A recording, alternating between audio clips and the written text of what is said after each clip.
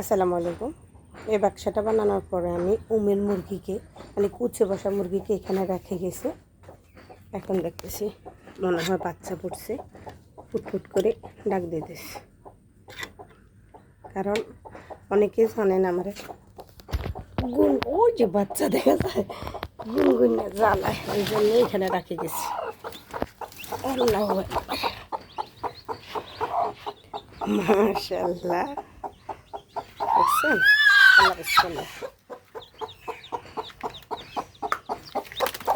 দাঁড়া দাঁড়া দাঁড়া, তুমি বাইর করে না, দাঁড়া দাঁড়া। শুনি কি অবস্থা, সব শুনতেছি। কয়টা করছি ও কালি তুই এক সাইডে আমি দেই।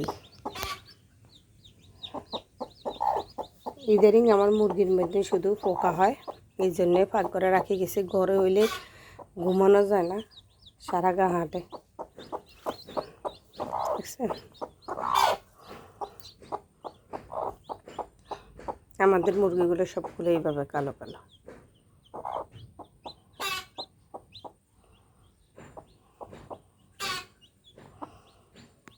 আল্লাহ হাফেজ।